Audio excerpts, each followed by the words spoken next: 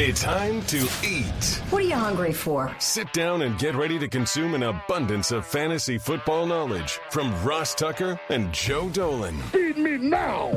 I'm starving. On the Fantasy Feast Eatin' Podcast.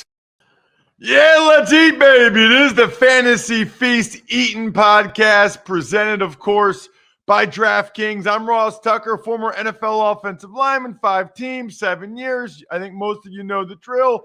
Bunch of different podcasts. Andrew Brandt was fantastic today, breaking down the Deshaun Watson situation, which remains the biggest outstanding issue in the NFL as it relates to the season, as it relates to betting for the Even Money podcast, as it relates, quite frankly, to fantasy football. Last week, we went over the interesting ADP fits in rounds 1, 2, 3. Essentially, the guys that Joe Dolan thought were underrated and overrated based on their current ADP. We can't just do the first 3 rounds, though. So today, we're going to dive into rounds 4 through, I don't know, maybe 4 through 8, maybe 4 through 10. I'm, of course, at Ross Tucker NFL on Twitter and Instagram, Facebook, TikTok. He is at FG_Dolan because he's a fantasy gangster for fantasypoints.com, where you all can, should, and hopefully already do or will put in the code 22FEAST so you can go ahead and get a little something discount and get all of the fantasy football information your heart could ever desire. It's all there. They have a staff of zillions. And Joe is not just a fantasy gangster. He's tough as nails. He is playing hurt today, but we are going to battle through this because you need your ADP takeaways from the great Joe Dolan. How are you, Joe? Ross, I feel fine. I don't sound great. Let's put it that way. I've been working out, like all that stuff. I've been exposed to COVID, haven't tested positive. I don't know. It's a heck of a coincidence. Let's put it that way. So I'll see how I can do. Fortunately, the next couple, your offensive line rankings are coming up, and that's your show. So I'm glad for that. Let's just hunker down here, and I'll try to maybe this could be a good thing, Ross, because I tend to yell sometimes. Maybe this will be a good restraint exercise for me here today. Love it. So here's what we'll do. We're going to dive into round 4. And essentially what this is Joe's thoughts, Joe's wisdom on certain guys in each round that jump out to him, either being too high or too low for whatever reason. So let's just dive right into it, Joe, with round 4. Yep. Okay, so I'm looking at DraftKings ADP right now, and one guy who stands out who is not going to be going at the end of round 4 for much longer on many sites, at least in leagues where there's money on the line, is Gabriel Davis of the Buffalo Bills. Now, he is the guy this year who everybody loves for fantasy football. No, nobody's going to be out there saying, oh, well, nobody's going to be out there taking a victory lap on Gabriel Davis. Let's put it that way, because everybody is in on Gabe Davis. He had the 4-touchdown game against Buffalo against Kansas City in the playoffs. He's now the number 2 on the pass happiest offense in the entire NFL. Everybody on planet Earth is expecting Gabriel Davis to take a big leap forward. I have seen him go on some drafts, on some other sites, in the middle of the 3rd round, ahead of guys like T. Higgins, ahead of guys like Keenan Allen. That just shows you where the hype is. Ahead of Keenan Allen? Yes, that's where the hype is on Gabriel Davis right now. It's through the roof, Ross. And I'm kind of in on it. Like, I think I've said this. God, I do so many podcasts, but it might have been on this podcast a couple of months ago. Watching Gabe Davis highlights, like, I don't want to miss the TO with Jerry Rice breakout, right? On like the pass happy offense. They have the number one, the established number one, but then the big guy comes in and he starts to take over and he starts to establish himself. I don't want to miss on that breakout. The problem is you're going to have to pay for that breakout. In your home league, maybe people who don't pay as much attention as the sickos who are playing best ball in April, May, June, and July do, you might be able to get Gabriel Davis a little bit later in your draft. And I would make sure I get him in every league like that. It's just the cost right now is going to be restrictive for me to be overexposed to Gabriel Davis, but I do love him. Wow. That's interesting. I mean, I like Gabe Davis too, but I had a Keenan Allen. I don't know, man. Now, I'm throwing out, Ross, an extreme example, but it just goes to show you where people are viewing Gabriel Davis right now. Like that, the train has left the station on Gabe Davis. Like if you think it's going to be cost restrictive to invest, then I don't blame you for that at this point. But he fits the profile I'm looking for as a breakout receiver. So, wow. So you're still taking him at that ADP? I'm taking him in the 4th round. Yes. I was much more in earlier when he was a 5th or 6th round pick. But again, there's plenty of more established names getting drafted around him.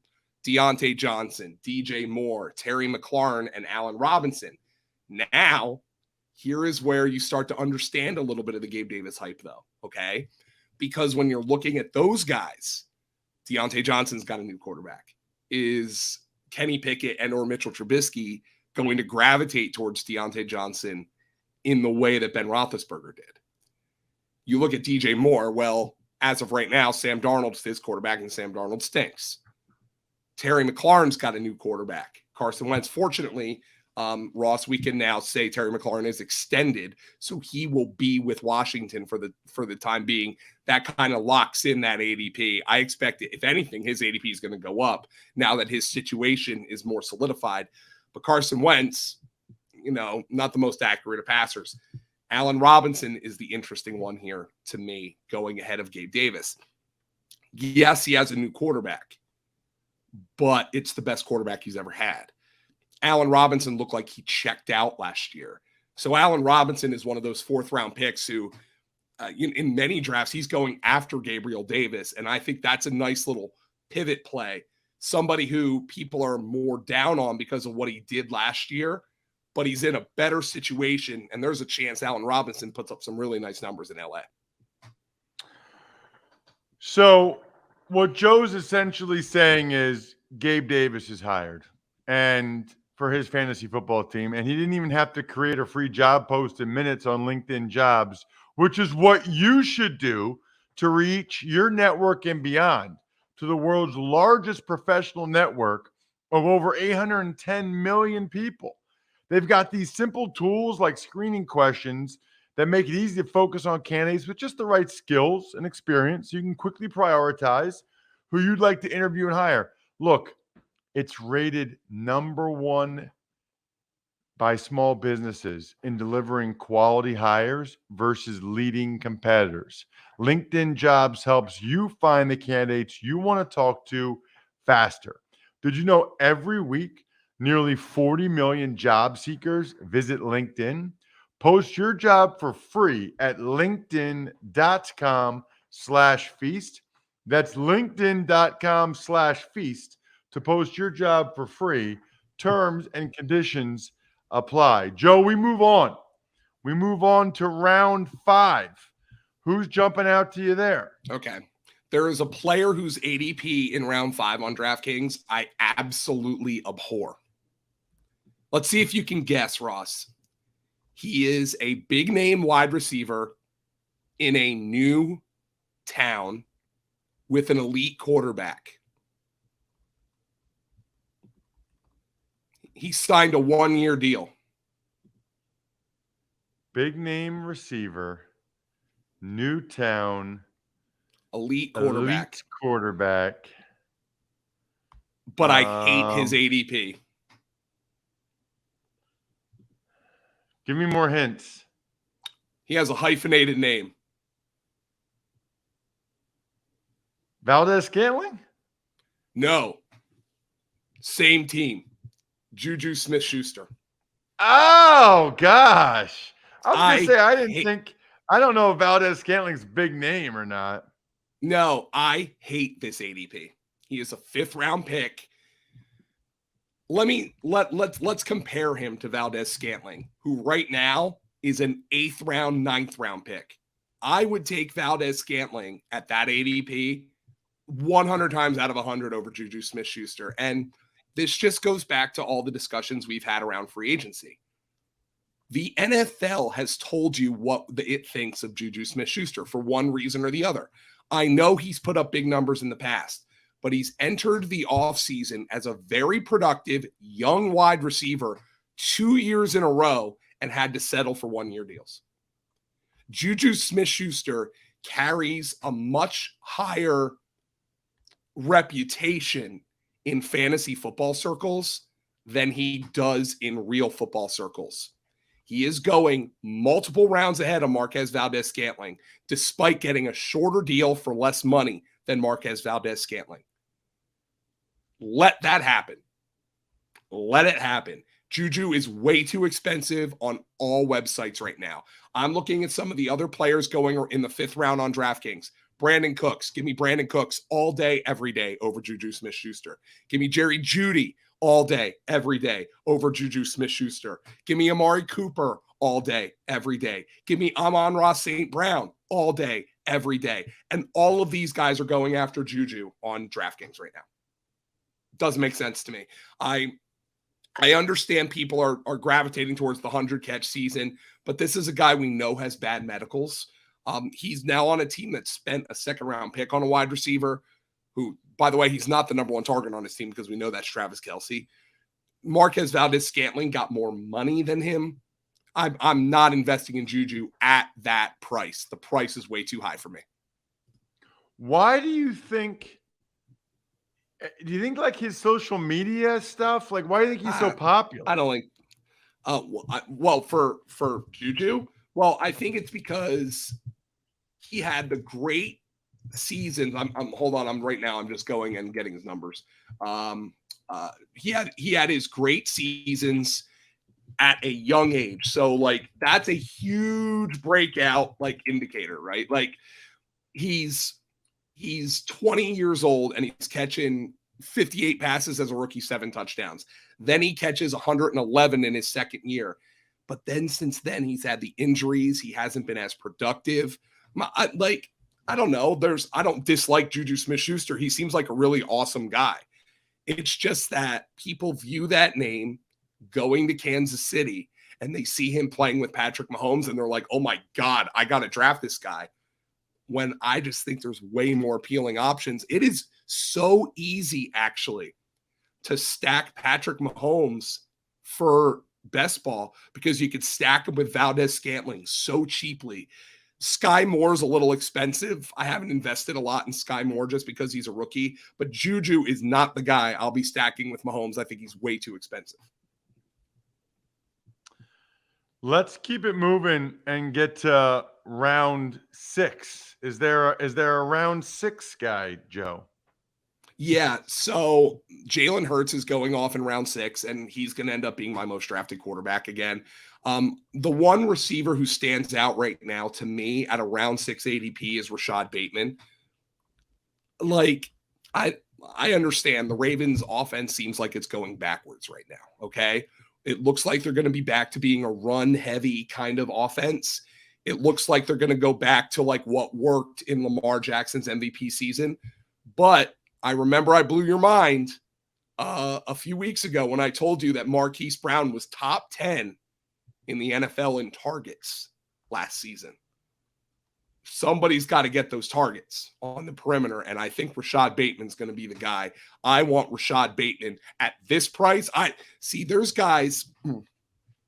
I mentioned Gabriel Davis earlier as a guy I love, but he's too expensive for me to have on all my best ball teams. It's just not going to work. There's too many other guys going in that range that I love. But if I can get Rashad Bateman in the 6th round, I would take him in every draft. Like, that's a price where it's not restrictive. You can stack him with Lamar Jackson or not. I don't know, man. That with the opportunity coming to him, I think that is a fantastic spot for Bateman. I'm surprised he's going behind Juju Smith-Schuster. It's ridiculous. It's stupid. Dumb. Yeah, I mean, I would take, knowing what I know or think I know, I would take Rashad Bateman over Juju Smith-Schuster any day of the week. And I mean, look, even if it flips where Bateman's going where Juju is going now, like right now, the ADP I'm looking at for DraftKings has Juju pick 54, Bateman pick 63. You flip those, and it's still not big enough a gap. Yeah, that's interesting, by the way, what you said about Jalen Hurts. I'm surprised Jalen's not going higher. Well, I mean, I think the one thing people might be a little concerned about is if they come out throwing the ball a lot again and he struggles, they could go to Minshew. And I think that's a legitimate concern, but I do also believe they're going to give Hurts every single opportunity. Like, he'd have to fail spectacularly to get benched. And knowing Hurts, he puts the work in. I don't expect that's going to happen quickly, if at all. Joe, I'm going to lunch today with a former teammate of mine, and guess what I'm wearing? A bold button-down from Express, because you can find statement shirts in bright colors, prints that pop, lightweight fabrics. I've got the shorts on, the chino shorts on, but the bold button-down from Express with a former teammate who just so happens to have to do business in central Pennsylvania. It'll be awesome. I'll ask him, I guess, today whether or not he's cool with me saying that he's in town and went to lunch. I'm sure he is. But at any rate, you can find something for every destination, like I did for lunch today at Express, online or in store. All right. We did round 4. It was Gabe Davis. We like.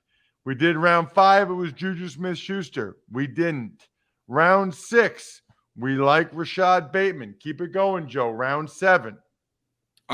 So we're starting to get to the point where there's more guys that you really like as opposed to because once you get to round 7, 8, 9, stuff like that, it's more all a matter of preference because all these guys have warts. But let me get to a couple of guys I really like.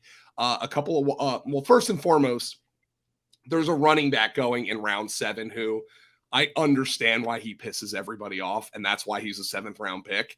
But Miles Sanders is a really good low RB2 if you're kind of doing a hero running back strategy, or a really good RB3 in the 7th round. Look, even though we expect the Eagles to throw the ball more, which they will, they have an elite offensive line. Ross, I'm sure we'll be getting to that in future weeks on the podcast. And when Jalen Hurts is your quarterback, the run game is always going to be a foundational aspect of what you do. Miles Sanders in the 7th round is somebody I'll be investing in if I need a running back at that point. But there's a couple of wide receivers going in the back end of round 7, top end of round 8 that I really like. And that is Allen Lazard of Green Bay and Russell Gage of Tampa Bay. Now, Russell Gage is somebody I would like to say that maybe I helped move the ADP on, because when he first signed with Tampa Bay, he was going in the hundreds. And I'm like, that's so dumb. They gave him a nice contract. Tampa Bay supported 3 number 1 wide receivers last year, and Chris Godwin might not be ready for the season. Give me all the Russell Gage. Well, now he's kind of a 7th, 8th round pick, which I think is still a really great ADP to invest on him. There is a chance. Look, Mike Evans, I think, is a good bet to lead the NFL in receiving yards at this stage. But I think there's a chance Russell Gage leads the Buccaneers in catches. DraftKings is a full PPR site. Add up, like put the pieces together. Allen Lazard going at the end, going right there. He's the most experienced wide receiver who has a pulse, meaning not Randall Cobb, on this Green Bay team, and he's playing with the 2-time reigning MVP. I mean, again, add up the pieces. That's why I'm investing in Allen Lazard. And their 2nd round pick, by the way, Christian Watson, is raw. Christian Watson's super gifted. I think Christian Watson could catch 20 passes this year and still become a really good receiver down the road. Maybe he surprises me, but Allen Lazard at this stage is the most experienced young receiver on this team. And when he's playing with Aaron Rodgers, I want to invest in that. I can see the Allen Lazard for sure. That's interesting to me about your boy Russell Gage. You know, Joe, you have somehow mentioned Russell Gage, I think, every single episode. We've got to get him on the podcast. He signed with them in free agency. Yeah, we got to get him on the podcast, man. I feel like maybe I had something to do with his ADP moving, but it's still in an appealing spot. That certainly a guy who I'd be willing to take on a large volume of my teams. Yeah. I think it's pretty awesome. I'm surprised he's going that low, to be honest with you, especially with as much as you've hyped him up. Yeah. He's not a big name guy, so I don't know, a guy playing with Tom Brady, with Chris Godwin potentially missing time at the start of hell, even if Godwin doesn't, when Antonio Brown still had his wits about him last season, this was a team that had 3 number 1 receivers for fantasy. There's a lot of upside for Russell Gage at his ADP. And frankly, not a whole lot of downside, because at the least, I think he'll be a 5-catch, 50-yard kind of guy. And you always need those for fantasy. All right, let's dive into round 8, Joe, and anybody jumping out at you there. Yeah, there's, first and foremost, this is round 8, round 9 is kind of where Valdez-Scantling is going. Again, a receiver I'll take on every team at that price. This is a good round to kind of get your quarterback if you've been waiting. Dak Prescott, Matthew Stafford, very good veteran options there. If you want to shoot for the moon, here is where Trey Lance is getting drafted. And Trey Lance, with each passing day, I mean, they still haven't fully committed to him, because Jimmy G's still there, but it was difficult for them to trade Jimmy G this offseason because of the surgery. It looks like everything's pointing to Trey Lance being the starting quarterback for the 49ers. That's a guy who's got the chance to lead quarterbacks in rushing, or at least be close to where Lamar Jackson and Jalen Hurts are going to be. That's the kind of quarterback you want to draft if you want to take down a large field best ball tournament, because he's got serious upside. I know it didn't work out last year, but it does look like he's going to be the starter this year, and there's a lot of upside there. Joe, you really think, especially after they trade Jimmy, you really think they're going to run Trey Lance that much? I hope so. I mean, look, it's a run-first offense. We know Shanahan loves that run game. We know he loves the zone run game. I think the offense has to be fundamentally different, okay? Jimmy Garoppolo is a very different talent from Trey Lance, and I think based on Trey Lance's production last year in his 2 starts, the rushing production has a chance to really explode for him. I think he's got high-end upside as a running quarterback. He's got high-end upside as a fantasy quarterback. We'll see what his upside is as a actual NFL quarterback. But this is a guy who in his 2 starts last year ran for a combined 120 yards. That's 60 yards per game. You take 10 off of that, 50 yards per game. That's 850 over a 17-game season. Take 20 off of that. That's 680 over a 17-game season. That's a lot of production on the ground. Yeah. Wow. It certainly is. That's really interesting. That's where he's going. That's who would you rather have? Dak Prescott, Stafford, or Trey Lance? See, now you're getting into a philosophical discussion with me. Who do I have? Best ball. You're trying to win. Go with Trey Lance. Right. So in a large field tournament, Trey Lance. But if I had already drafted CeeDee Lamb in the 2nd round, Dak Prescott. If I had already drafted Cooper Kupp in the 1st round or Allen Robinson in the 4th round, I'd probably rather have Matthew Stafford. If I have Deebo Samuel or George Kittle, then I definitely would rather have Lance. And if I have none of the above, let's put it that way. Let's just say I don't have the CeeDee Lamb stack. I don't have the Kupp stack. I don't have the Deebo stack. And then I want to go in with my naked quarterback. I'd rather have Lance, because that's the upside with Trey Lance that I just don't think. Stafford never ran. Prescott doesn't run all that much anymore. I'll take Lance in that situation. All right, last but not least, round 9, Joe. Yeah, so let's go. There's some stupid ADPs here. I fully expect Kenneth Walker is going to rise big time at this spot. It's dumb. It's too low. There's some ADPs here that just do not make sense to me. James Cook, I really like as a round 9 guy.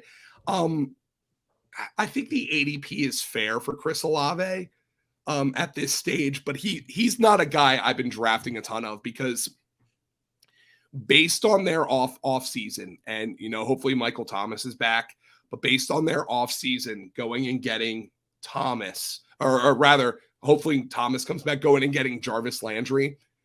I don't think New Orleans views Chris Olave as a guy they need to be a volume receiver.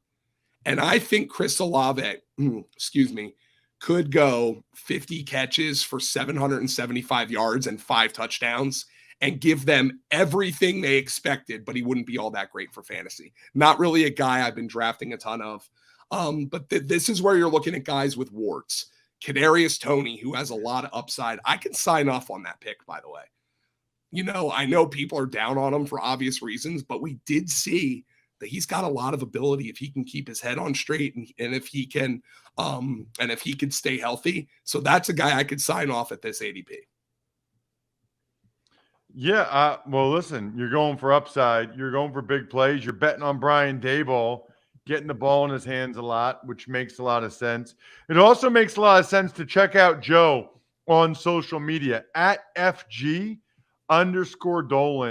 I can't highly recommend fantasypoints.com enough. Make sure when you go to subscribe, you use the code 22Feast.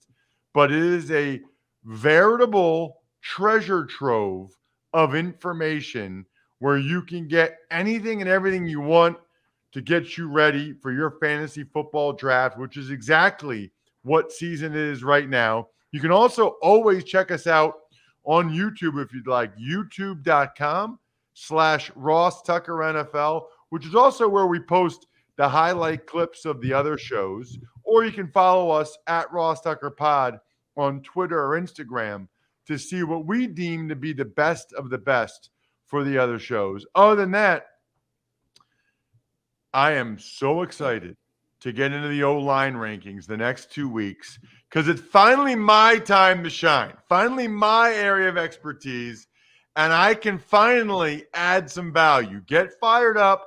First 2 weeks of July, we are doing O-line rankings, which do matter for fantasy football, and Joe will explain next week, so you don't want to miss it. Other than that, I'm stuffed. We're done.